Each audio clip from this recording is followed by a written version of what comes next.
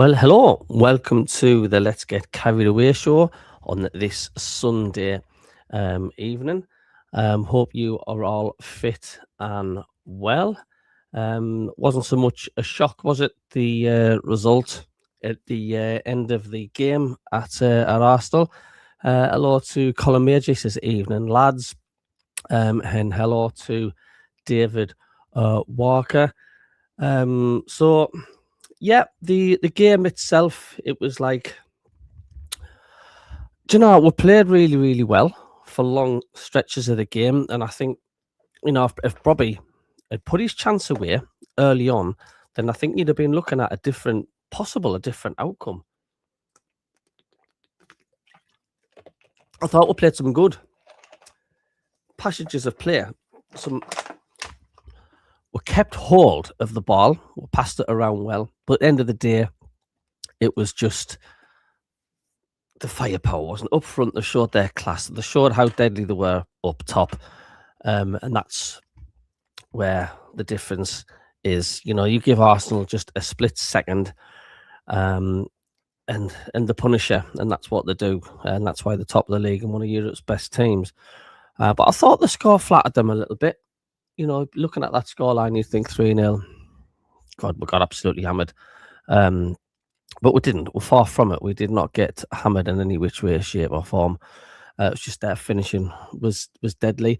I thought we were a little bit scrappy at the back. I mean, if you're going to try and keep possession or play the ball out from the back, we didn't really do that very well. We were giving the ball away, and if you're giving the ball away against teams like that, then you're going to just get punished. It's as simple as that. You're just going to get punished, and that's what it was. Just a couple of sloppy passes, trying to play it out rather than just maybe just getting rid of it, hoof it out there. But yeah, I mean, it is what it is. But I thought the lads did well. Hello, Kingfisher. He says, please like and subscribe. Thank you very much, Kingfisher. Don't forget hit the like button if you are in the channel, and subscribe if you're new as well. Steve Martin, mistakes cost us. Yeah, without a doubt. That's what I was saying before, the mistakes. I didn't feel threatened by Arsenal the first 20 minutes or so. I thought, it was quite an even game, and then it's annoying, isn't it, when you just give the ball away, and like I say, opposition like that, you're not going to get away with it, really. And they have got the best defence in the league as well. So when I felt the Blobby at the beginning, early on in the game, and he looked as if his shot was going wide, and he had the goal at his mercy. But yeah, nevertheless, even an Arsenal fans said we played well and we give them a good game. Yeah, I mean, Arteta also said the same thing as well. They're a difficult side to play against, and they already know that because we battled really well back at home at the Stadium of Light. So we'll have a look at the league table, and let's see what the crack is with that one. If I can just take the comments off. And as you can see, after today's games, everybody's played 25. Arsenal, no surprise there. Top of the league on 56 points. They've only lost 3 all season. They've got a plus 32 goal difference.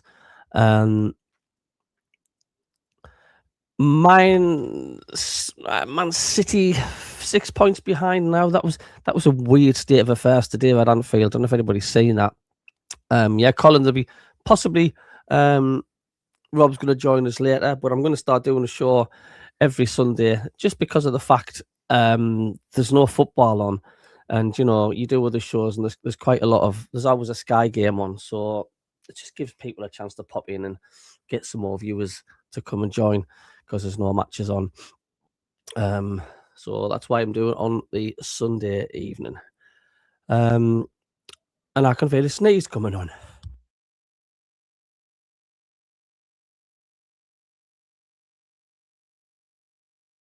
Excuse me, what? It's live TV for you. So Aston Villa, as you say, still in third. Their run of form really put them there. They've slipped a little bit. Man U, that guy that wants to get his haircut, just needs one more game. So Man U have getting a good honeymoon period from Michael Carrick with 4 wins on the bounce. And then we've got Chelsea for the last European spot. And then there's a little bit of a gap, obviously, looking at there for Liverpool. A lot of Sunderland fans have been saying as well at the fact, like, it's a bit of a concern, the fact we have let 3 goals in the last 3 away games. We've let 3 in each. But when you look at it, look at the Brentford game, they're a decent side at home. And once again, we missed that penalty by mucking about. Could have been different. West Ham, they were on a real good run of form when we played them. And we were shoddy that day. We were shoddy. I'm not going to, blow sunshine at our backsides. We were poor that day, and they were the better side. And then, of course, Arsenal 3-0 away, which, like I say, still flattered them a bit. So a good win for Crystal Palace today, away to Brighton, their rivals. So they've put in a decent performance today. Looking at Sunderland, where we are, 36 points. It's mad to see, isn't it? 36 points. Are we safe? Dare I say yes, we are? Of course we are, say a lot of people. Matt and Kerry, what are you talking about? Of course we're safe. And like I said, the league table is just mental, isn't it? I mean, we could be level on points with Liverpool if we beat them at the Stadium of Light. But yeah, I'm certainly not afraid of playing Liverpool on Wednesday. Looking at the bottom section of the table, it's not looking good for Forest, is it? Or West Ham. I think Wolves and Burnley are gone. Burnley were absolutely shocking against Sunderland at the Stadium of Light. And talk about chalk and cheese, because, I mean, Burnley, they just weren't a test for us. And then we'll go from Burnley to Arsenal within a week. And it's like, it's just, you couldn't get any further apart, could you? Leeds, of course, they had a good win as well over Forest. So 6 points between them and West Ham. It's obviously, I'd rather be where we are than where Leeds are. I mean, even Spurs, you know what I mean? They're not, 100% comfortable. I mean, if I wouldn't like to be in Spurs, Leeds, or Forest place, put it that way. And it's just our home form's really got us where we are so far. So looking at that league table, I think that's absolutely fantastic. And Newcastle, of course, had the chance to mind the gap bragging rights, but they didn't. They failed to do so after their defeat against Brentford at St James's Park. So they lost 3-2. So therefore, they slipped down the table again, and we remain 3 points clear on that one. So, yeah, the league table pretty much reads good reading. And another thing as well, we've got the book of condolences as well, will be available at the Foundation of Light from 4 p.m. onwards ahead of the Liverpool game. And that is, of course, in memory of George Forster, the legend.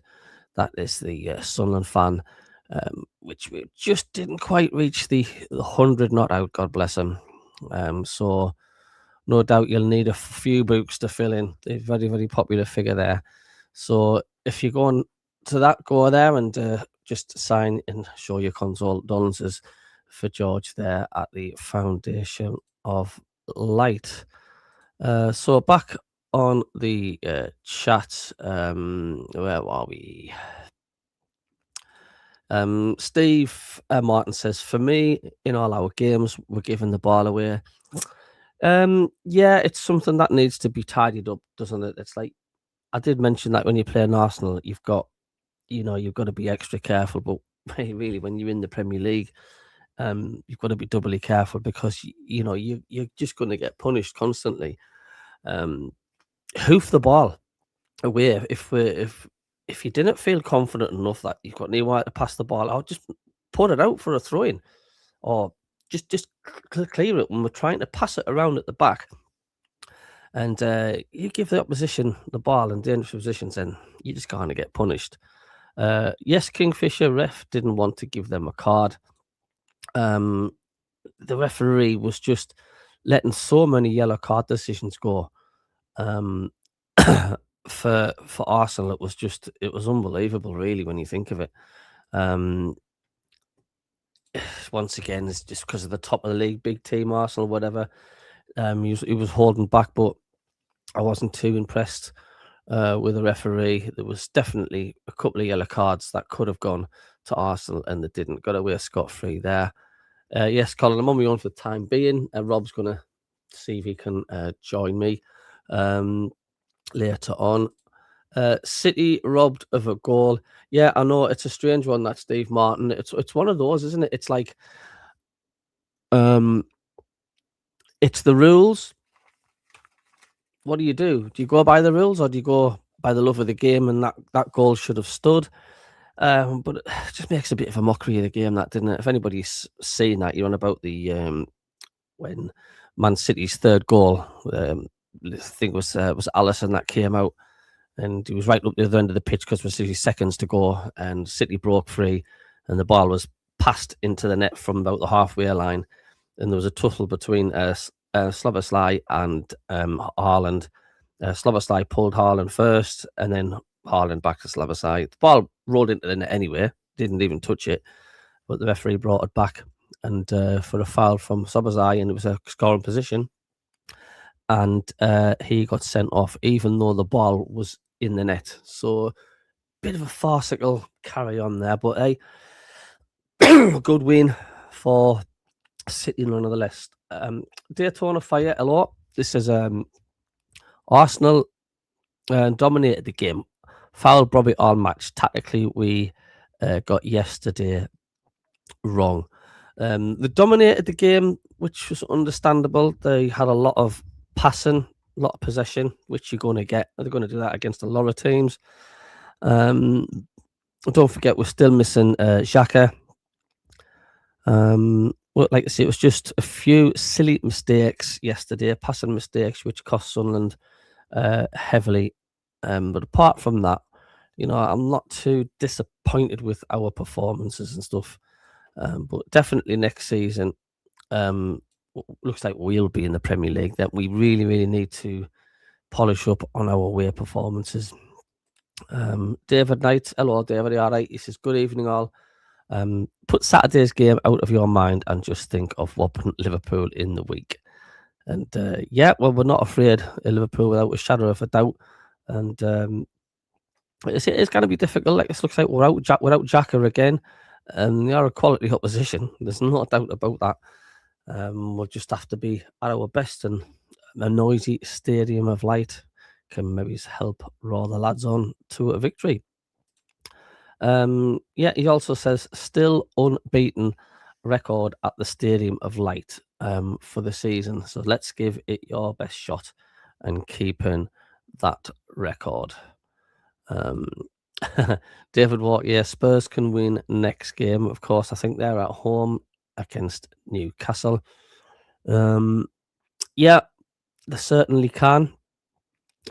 Cheers Kingfisher, please like and subscribe. Like I say, hit the thumbs up. If you hit the thumbs up, it knows and lets other people know that we are live. So let's get the thumbs up as well. Daytona Fire says, first time in my life I wasn't nervous at all match. Held our run for 30 minutes, to be fair. We did, until it was just a silly mistake that literally led to their first goal. And if Broby had scored when the ball was, I think it was ricocheted, and he just had the chance, and to be fair, he did put it wide. It was like an open goal. you've got to be clinical. You just don't get any room for error against the teams like Arsenal. But we definitely held our own for 30 minutes. It's just a shame the game's 90 minutes long, isn't it? I think we need 3 quality players in the summer, Stephen. If you do think so, where do you think that we do need them? Do we still need that striker? Because I still think I have this feeling that Mienda and Isidore possibly will be away in the summer. They're getting pushed further and further and further at the back and not getting any game time as much. Could do with another good winger as well. Slobberslai, suspended for Wednesday is a big help for us. Be a big help for us as well if Xhaka's back, but I've heard that he could be out for another 4 games. So just caution me on that one a little bit, but he could be out for another 4 matches. But we're going to have to learn to live without Xhaka for a little bit. It's a good job we've done really well what we have done with a nice 36 points on the board. Maureen, how are you doing? Says, got my beach ball ready for Wednesday evening. Yeah, seems like a forever ago that happened.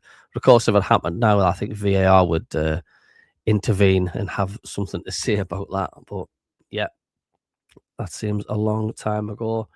And Colin Major says also bring on the beach ball on Wednesday. David Knight says Spurs will lose to Newcastle and do the Hammers a favour and bring them into the relegation battle. Well, Spurs were in the relegation battle sort of last season, but it's only because the bottom 3 teams last season were so poor that the gap was just colossal. It was like 20 odd points, so that saved Spurs and Man U, to be fair, because the bottom 3 were just awful. It was like 3 teams of Wolves caliber on that sort of points value, and it was only 3 teams going down for the majority of last season.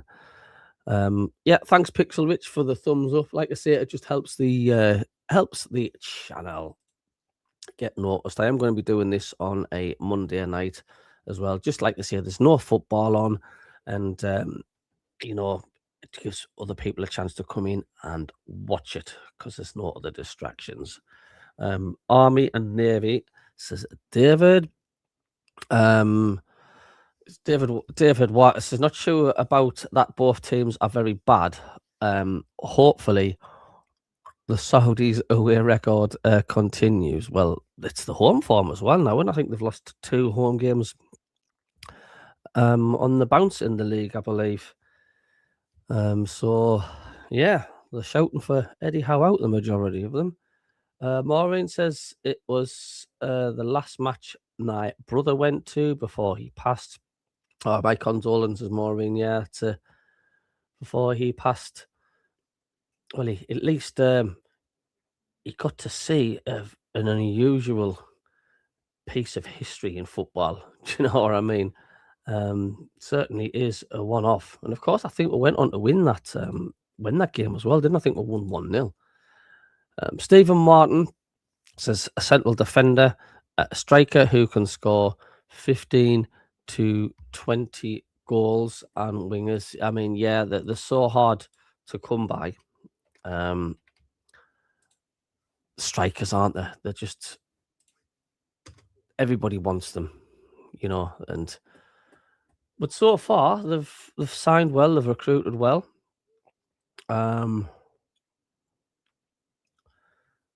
It's just one of those things. You just can't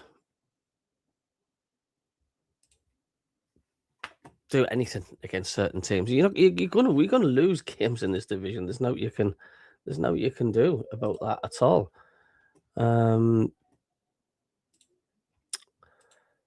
So a central defender and striker, yeah. So we're going to go to some player ratings as well, courtesy of the Roker report. Robin Roofs got a 6 out of 10. Did Roofsy conceded from pretty much every genuine shot Arsenal had on target. Not that he could do anything about them. Typically, calm in possession, and didn't look pressured from home side set pieces. Nordi Mukiele, he got an impressive 8 out of 10. Thought he had a really good game at fullback, defended really well, and worked so hard down his side. So a decent ratings for Mukiele there. Dan Bollard also got a nice 8 out of 10. Threw himself at everything, usually successfully. Played some nice line breaking passes up the pitch, but was double team for our set pieces by both Saliba and Gabriel and couldn't make anything happen. Alderete, 6 out of 10, was pretty good defensively, putting in plenty of blocks and doing well aerial, but could maybe have got closer to Gyökeres for the second goal. And although it wasn't the cause of the first goal, he did give the ball cheaply away, trying to dribble past Madueke. Ronaldo got a decent 8 out of 10, was good at left back, limiting the effectiveness of Madueke and made some good recovery challenges. Tried to keep up with Martinelli for the third, but his attempted block tackle on Gyökeres just missed. Triham, the captain, got a 7 out of 10. Had a couple of issues with Trossard in the first half, but came back into it and kept him quiet. Used the ball well and found some space in the Arsenal half when we had possession. Showed he had good long throw too, without them coming too much. We've got Siddiqui. Was holding, he got 8 out of 10, was holding the midfield again and did really good job limiting Arsenal around the box with how effective he was, shown by the space the home side found after he went off. Enzo Lafay, 7 out of 10, good at finding room and a teammate, found a bit of space higher up the pitch at times and linked up play, but not quick enough to get out of Zumiende for the opener. Diarra, he was good in possession. He got a 7 out of 10, helped out defensively and was always busting a good to get up to support Robbie. Fired one shot at the goalkeeper from a relatively tight angle. Talby came close. He got a 6 out of 10 with a good curling effort in the second half. That forced a good save from Rhea. Quiet going forward for long stretches, though did well to get back and help out. Robbie, 8 out of 10. He says, kept the two centre-backs busy all game and single-handedly so good at holding them off and finding a teammate. Had a good chance to score early on, but his goal-bound effort was blocked. His goal at the angle I seen, it looked as if it was going wide, but hey, up, done is done. For the subs, Romain Mundle got a 6 out of 10, made one good run after coming on, getting round right-hand side, whipping a good cross. Gertrude got a 6 out of 10, always open for a pass and kept it simple when he had the ball. Our new signing, Anguilla, 6 out of 10. Some nice little touches down the right that found a teammate later on and showed he can whip a good free kick in after he picked out McKelly at the back post. And Wilson Easdor, 6 out of 10. Unfortunately, the game was all but gone when he came on, wasn't it? So, I'm not sure if he actually got a touch. And man of the match, Siddiqui, shielded defence ever so well while he was on the pitch. So there we go. Some quite generous markings there for the team, I think. But let's face it, I think they all had to say it. They did have a good battle on, and they did try hard. Daytona Fire says Angulu looked all right for the first few minutes he was on. Yeah, the first time I seen him touch the ball, he did this nice little back flick. It was like a cheeky back flick. And he actually laid on one of our players. But it's so hard to judge someone when he's on for such a short space of time. But what I did see, he looked fairly decent, didn't he? Maureen says Arsenal took 42 minutes for the Gunners to score. Say something. Would have been longer as well if we'd hadn't made the daft little mistakes. Let's say that the scoreline flattered Arsenal. You know, looking at that, you're thinking 3-0. Yeah, they absolutely murdered us. But far from it, they didn't. Hello to Bong, L12 Bong, how you doing? He says, all right, Cabby, we need a box-to-box midfielder in the summer. We did miss Xhaka in the middle of the park against Arsenal. That's what we do. We do need that backup, don't we? Because you're going to get injuries. Um, you're gonna have to get that backup, because if he's with us next season, he gets injured again. You're gonna need cover, and it's such a harsh, cruel division, the Premier League. It doesn't hold any prisoners. If you've got injuries, it's tough. You know what I mean? It's like you've got to have a second string squad. You've got to cover, because they'll just pick you off. They'll find weaknesses in your side in the Premier League, and they'll pick you off. And Mac and Mike says, trouble is everyone needs a 15-20 goal man unless we recruit young and bring through. Yeah, they're hard to come by unless you get a gem like a Kevin Phillips or bring through the academy. Yeah, that is a good point as well. Please like and subscribe, Kingfisher. Thank you very much indeed. Stephen Martin, I think we can get 3 more wins in the last part of the season. I'd be very surprised if we don't. There's definitely wins there for us. I would like to get another couple of wins away from home as well, without being too picky, for the travelling supporters, because we've not really had that much to cheer about, especially the last 3 away games. We've lost 3 in the bounce away, 3-0, to be saying the least. So it's nice to see them sent home with 3 points.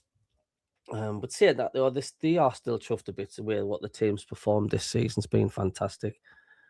Good team, says Edwin Little. He says, we played but Arsenal.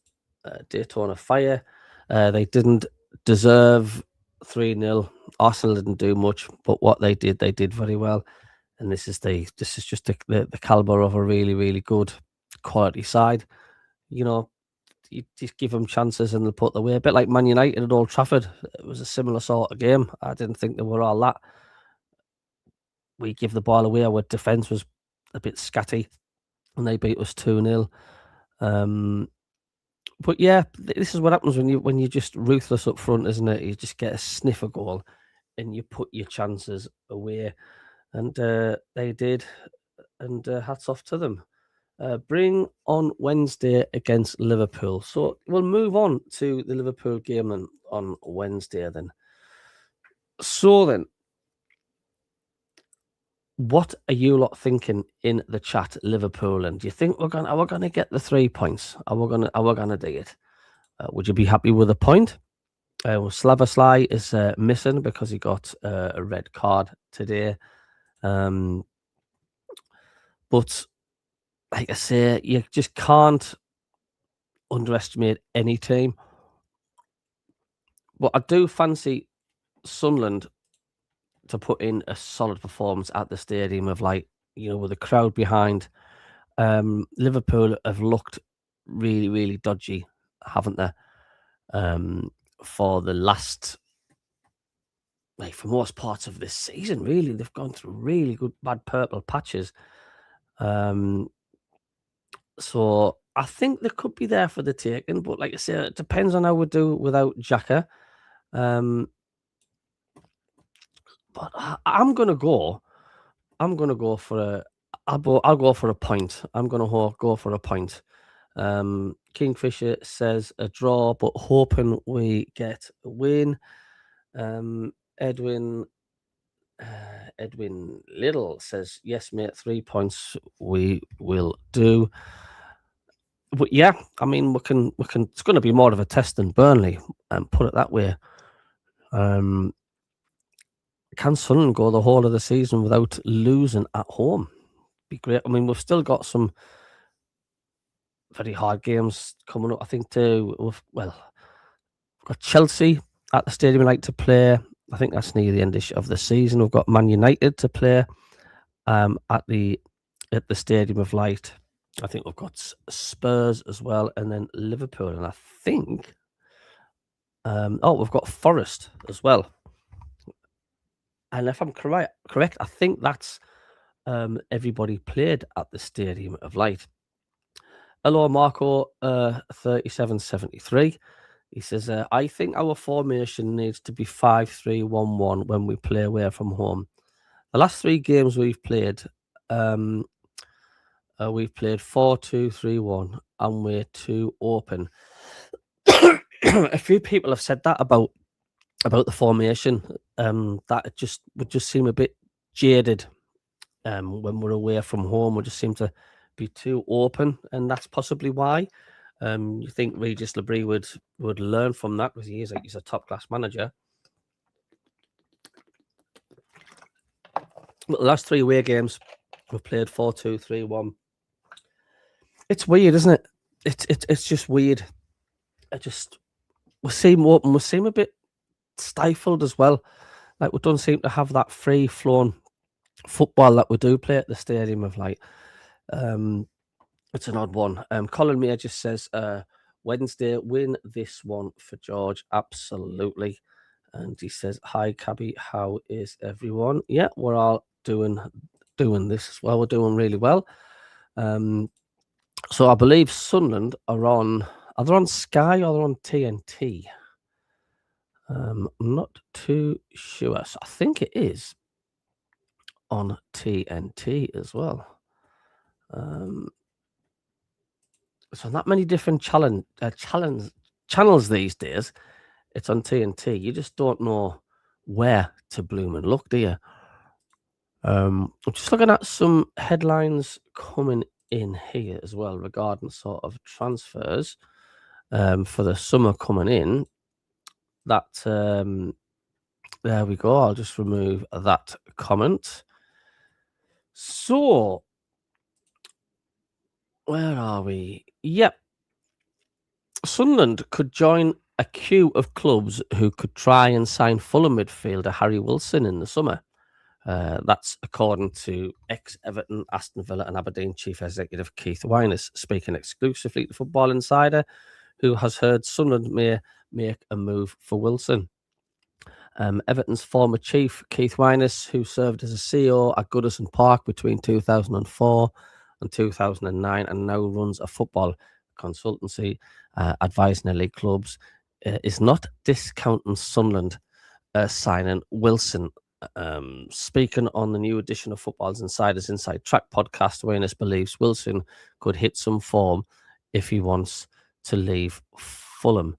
Now, that one came out of the blue for me when I talked that some of my contacts with Sunderland that were thinking about possibly for Harry Wilson. I think he would fit their style of play very well, and that's one I'm not just discounting to show some interest in this summer as well. And the way these years go by as well, the fly past, don't they, sort of be here before you absolutely know it, so that's a one to possibly keep an eye on.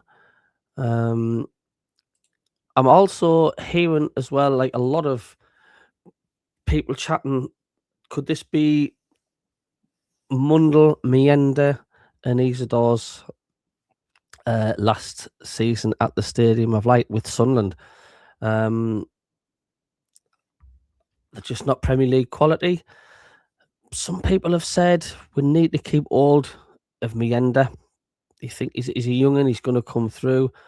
And what I'm reading is Mundle and Isidore, they're just not really cutting it in the Premier League, and you can't hang on to not really cutting it. You've got to be rueful and say, if it's not for you, it's not for you. Thanks for your service. See you later. I don't know what you lot think in the chat about that. I mean, Mundle's not had really much game time. Isidore, when he has been on early on in the season, he's been scoring goals. But his last goal he scored was Chelsea away. Given that he has been on the bench a lot, Broby taking the limelight. But Broby's just more of a physical player, isn't he? So I've got a funny feeling, I think it'll be Mundle, and I think Isidore will be away in the summer. Could he go on loan? Possibly, but there were just such influential figures in the Championship, but the gap between the Championship and the Premier League is massive, isn't it? I mean, it's huge, and you've got to be sort of cruel to be kind. Mike has just says Mundle is fairly close to being Prem quality, just not strong enough and needs experience. So what do we do? Do we send him out on loan, or do we just give him a little bit more game time if Sunderland secures safety? But just because if we do secure safety doesn't mean we can take the foot off the gas. The higher you finish in the Premier League, the more financial benefits to the club it is. So Mac and Mike thinks Mundle is fairly close to Prem quality, just not strong enough. Kingfisher says if they're not getting game time, their agents are whispering in their ears. Yeah, the agents always do, don't they? But it'll be a shame. But like I say, hey, big man, what's your name? You're not really hearing that much echoing now around the stadium of light and what we did last season. Now, I guess it's just a big step up for every single player. And if you're not cutting it, then you have to go fishing to bring in the best or better players. You've just got no ifs and buts about it. If you're wanting to stay in the Premier League, and that's what you've got to do. You can't just hang on for sentimental values. You've got to be cruel to be kind, to say the least. Just adding as well about Virgil van Dijk speaking to Sky Sports. Apparently says we only have ourselves to blame and we have to quickly turn our attention to Sunderland because it's going to be one hell of a job playing against a team that's unbeaten at home so far this season. That comes from the Liverpool captain.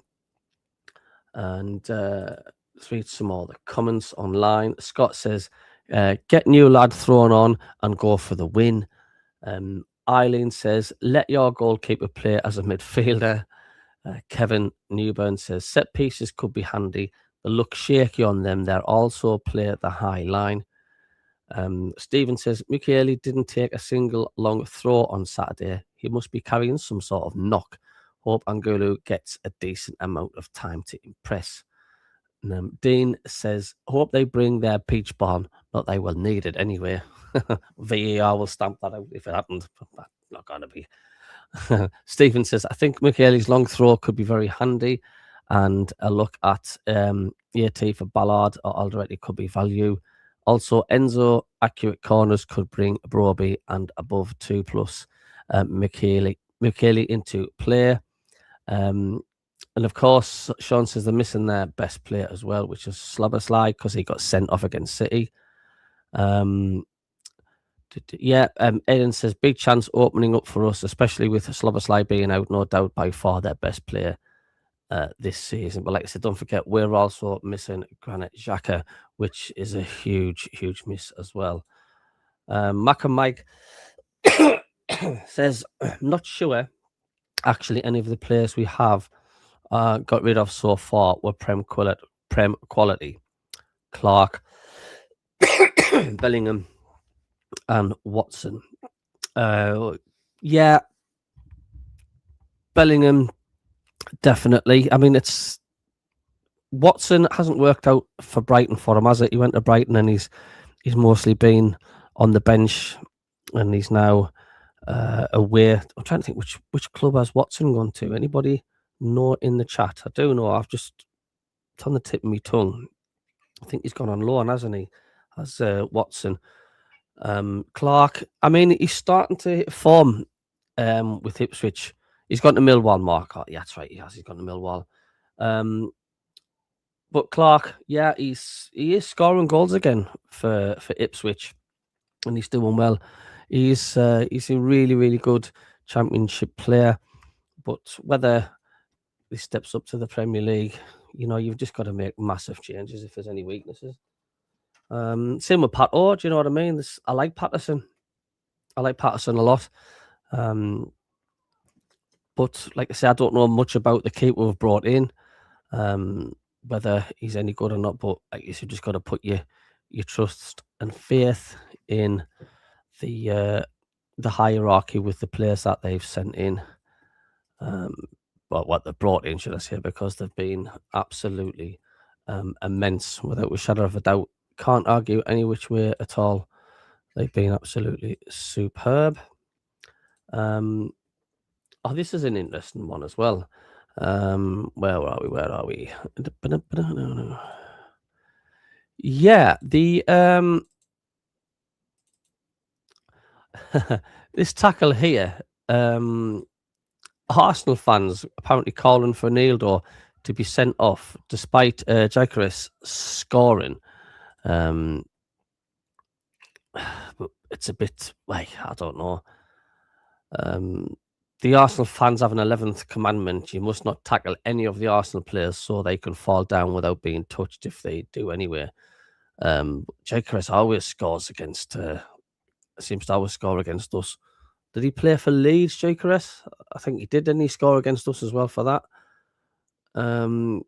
David says, I love the absolute determination on his face to get back and try and stop that goal, even in the 93rd minute, 2-0 down when the game was gone.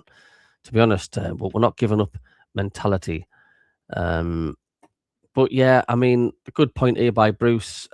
Bryce, he says, Robbie was constantly hauled to the ground in the first half before we eventually got a free kick. The ref appeared to allow play to continue when we were on the break, only to be pulled back for a free kick, which started their move for the first goal. Yeah, the referee was massively biased. Which it felt that way because they just got away with scot-free. But it does look nasty, that freeze frame now, doesn't it, in the side of the knee? But game's gone now, isn't it? They've got the 3 points. Move on. Bong says, I got to, wait a minute, missing some more chats here. Here we go. Kingfisher says, please like and subscribe. Thank you, Marco. If we could get 60 million combined for the 3 of them, I would take it and reinvest it. Mac and Mike, I think Mukiele still has problems with his hand. Yeah, a few fans I've been reading saying that, the fact like, yeah, that's why he's not really taking the long throw-ins. Bong says there are a load of fringe players that need to go before SAFC consider selling Isidore, Mundle, Mienda. So Bong reckons there's a few fringe players that need to go without a shadow of a doubt. Mac and Mike says Ronaldo is a proper defender. David Walker says he played for oh, right. Yes, he did. He did. I knew it was a championship side. Yeah, he played for Coventry, and I believe he scored a couple against us for them as well. I think even including that 5-4 defeat at the stadium with like under Salmon Pants and Stuart Donald. So yeah, you are right. He did play for Coventry. Mac and Mike says a bit dramatic at times, and the red mist is a problem. So, yep, a bit dramatic at times. So then let's go for some predictions in the chat. Before we do, yeah, Sunderland could be without Granit Xhaka for another 4 games. After Regis Labrie provided a fresh injury update on his absent captain. Apparently, they don't know yet, said Labrie on his captain. Probably 2 or 3 weeks. We'll see, according to his feeling, and just to wait a bit and just not to rush him back. Bradley says, got told it was 6 weeks from the off, so it sounds about right. Craig Dent says, back in time for the derby. Absolutely. Jamie says, they were hardly going to come out and play into all our opposition's hands by saying, he's crocked for 2 or 3 months. It would have sent shockwaves. They've dealt with it admirably. Brian says, long he's back for the cup final, it's taken ages. We're not a one-man team, but his leadership will be missed, says Carl. James says, Hume's playing with 2 broken legs. Mark says, time for Diarra and Gert to play more to see our level and strength in depth on that one.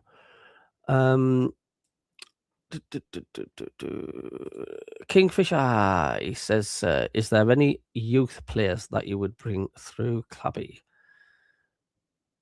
Not as yet. I mean, I have been watching the youth team on YouTube. We've been playing a few matches. I would say possibly if we're in the Championship, but no, I wouldn't think there's anybody I would bring through yet. Maybe give them another season or two. But like I say, there's just such a huge jump, isn't it, from the Championship to the Premier League?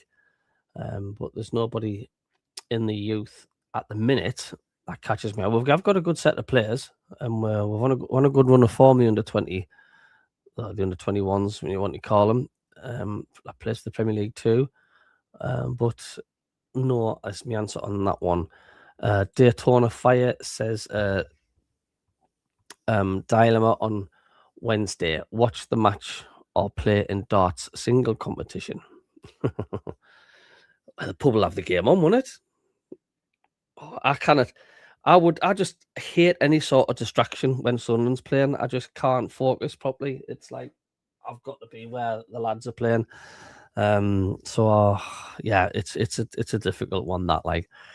I would just say you got a sore hand. You can't be at the darts Daytona. What is actually wrong with Xhaka? A good point. Is it his ankle?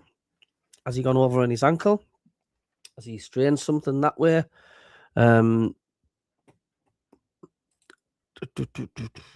is wrong with Xhaka? I'll try and find out. Unless you lot know.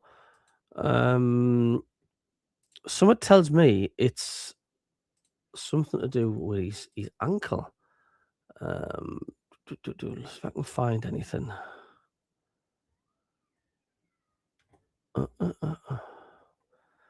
No, not as much. But yeah, someone tells me it is his ankle. It's nothing massively serious. On that one. So let's say 6 weeks isn't really a long time when it comes to football in terms, isn't it? Any of you lot know, like I said, just give a shout in the chat. Colin Major says I'll go for a 2-1 win on Wednesday. Broby with the 2. And I'll tell you what, I'll take that one. That'll send the stadium like crackers, wouldn't it, if that did happen? Pixelrich says, anyone thinking Wednesday might see our unbeaten record go? I'm not a 1-1, but do me. But I would love a 2-1 win. I mean, if it does happen at some point, we do lose a game at home. I mean, if someone had said to you, by the 8th of February 2026, Sunderland will be unbeaten in the Premier League at the Stadium of Light, you would think I was absolutely going bonkers, wouldn't you?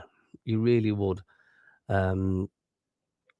But look, they're just going to get tested. We're just going to take one game at a time, especially at the Stadium of Light. But the fortress, which it is, and the togetherness of the team, our 12th man, which is the fans, because if they see the team crying, it's a cauldron of noise, that Stadium of Light. It really, really is. And we shouldn't be afraid of anyone. Daytona says thumbs up, and Marco says yes, it was an ankle injury. So you'll take a 2-1 win for Wednesday. Yeah, I'll be up for that one. He is trying to buy a house. Is that Rob, my co-host, or is that Granite Jackie you're on about? What would I go for? Do you know, we should have beat Liverpool at Anfield. And I was disappointed we came away with a point. It sounds awful saying that, but remember when Isidore was 1-on-1 with the keeper, and he rounded the keeper well, but he just didn't quite do at the end properly. Defended well, to be honest with you, Liverpool, but we still thought that there was a chance going for 3 points. So if we can do it at Anfield, but the only thing is we're without Granit Xhaka, and I think that's going to make a difference against quality opposition like Liverpool, because they are. I think a draw would be good. If we can get a point or a 0-0 or something like that, like a Man City, then I'd take it. But like I say, if we had Granit Xhaka, then I would definitely say I would go for Sunderland for the win. But we're not a one-man team. But without a shadow of a doubt, we do miss that leadership in the centre of the park. And like I say, we're so fortunate that we've got the points that we have on the board. So yeah, I don't know if is it a full program on Wednesday or not. Let's have a look. Let's see who's playing on the Wednesday. We'll bring the fixtures up. Let's bring this up. Here we go. There's no matches on Monday. Tuesday, we've got Premier League action. We've got Chelsea at home to Leeds United at a 7:30 kickoff. Everton are at home against Bournemouth at 7:30. Tottenham against the visitors Newcastle at 7:30, and at 8:15 kickoff at West Ham. I've got a tough game against Manchester United. For Wednesday, yeah, like I say, Aston Villa at home against Brighton. You have to fancy Aston Villa for that one. Palace against Burnley. Oof. Palace, you've got to be favourites to that one, haven't you? After their good win against Brighton. Manchester City against Fulham. That was an entertaining game back at Craven Cottage, if you remember. Was it 4-3 or something? It finished. It was somewhat crazy, wasn't it? That was. But I still fancy City for that. Forest against Wolves. Well, Forest are struggling, but everybody's beating Wolves at the minute, aren't they? So you got to go for Forest, and of course, Sunderland, Liverpool are the latest. They're the team. They've got the latest kickoff time at 8:15. It's a weird time, that, isn't it? And I do believe, I think TNT. Oh, there's another match actually on Thursday as well. Brentford, who were tricky at home, they play Arsenal.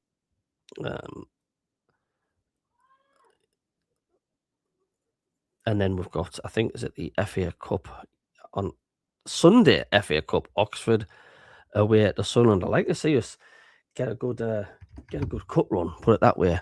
Yeah, games Tuesday, Wednesday. David Walker, Stephen Martin. We're more than safe now. We're more than safe now. Letting him look for a home. Did you not see the interview with Kelly Summers? I've not seen it. No, I've been that busy. That's what he's doing. He's actually looking for a house. He's camping somewhere with Blot Outdoors, is he? Cheers, Steve Martin, for that. Pixel Rich, loads of games on Wednesday. So before we end the show, then obviously we've got Oxford coming up in the Cup on Sunday. Do you think Sunderland should go for it? Do you think Sunderland should really have a good go and see how far they can get in the FA Cup? Because let's face it, there's a generation of fans that have not seen Sunderland win the FA Cup. So why not? You know what I'm saying? Why not? Why don't we give it a go? Premier League seems to be okay. It'd be amazing. I'd love to see Sunderland win the FA Cup in my lifetime. You know what I mean? To me, it's the best trophy. It's the best looking trophy on the planet. And as much as I like to look at the old photographs of this and that, the other, of the 73 final, we all know what happened there, our Porterfield. But I want to see an updated version. But this is what happens when the Premier League just goes. It's got too much power, too much money. That has a priority for a lot of teams. But because we are safe, dare I say that word again, let's go for the cup. David Walker says a cup win would be Europe place. It would indeed. Steve Martin says yes. Kingfisher, thanks for the stream. Have a good one. Take care. Please like and subscribe. Thank you, Kingfisher. Is reliable as ever. As always in the channel, supporting as well. And Colin Major, you reckon that we could go all the way? Well, why not? We've got the squad. I just think it'd be great. A good little cup run. Pixel says, I'd love a cup run too, mate. He says, I was a teenager in 73, best day of my life. It's just mad, isn't it, how like the cartel clubs are maybe not as bothered about it. I mean, I still think Man United should never have been allowed back in the tournament after they asked for permission not to play in the FA Cup one year. I don't know what year it was. it was the noughties, I think, was it, somewhere, where they decided they have to play in the World Cup or something, the Club World Cup, not to take part in the FA Cup. They should never have been allowed back. Yeah, beating Newcastle in the final. Oh, can you imagine that, Sun and Newcastle FA Cup final? That'll be summer, wouldn't it? But yeah, I mean, you have to fancy Sunderland at Oxford, don't you? Oxford, I think they're the second off bottom in the Championship. They got a good point at Coventry, of all teams. Oxford, the weekend just gone. I think the last time we played Coventry, Oxford, didn't we lose 2-0? But that's when we already secured a playoff place, or weren't going to move anywhere in that division. We're never going to lose the playoff places, and didn't we lose like 5 on the bounce, including Oxford being one of them? But I would say go for it, and why not? So that I will end the stream. I'm going to be doing like a stream every Sunday night from now on. Gonna make a regular appearance every Sunday. Steve Martin says I say the same. Cabby. So tomorrow I'm on the Through Black and White Eyes YouTube channel. Every Monday we team up. Mackems versus Geordies. It's Geordies versus Mackems because it's on their patch on Monday. So please come across and join us for that tomorrow, 8 o'clock. And we can, with some good Mickey taking, some good banter, and we can chew over the defeats what we're both witnessed. So, and of course, Wednesday we'll have the watch along for the Liverpool game. Pixelwich is just like 74, second best day of my life. Well, there we go. I want to say a massive thank you for everybody tuning in tonight. I do appreciate it. And don't say, come and follow me on Monday, and we'll see you then. So happy Sunday. See you later.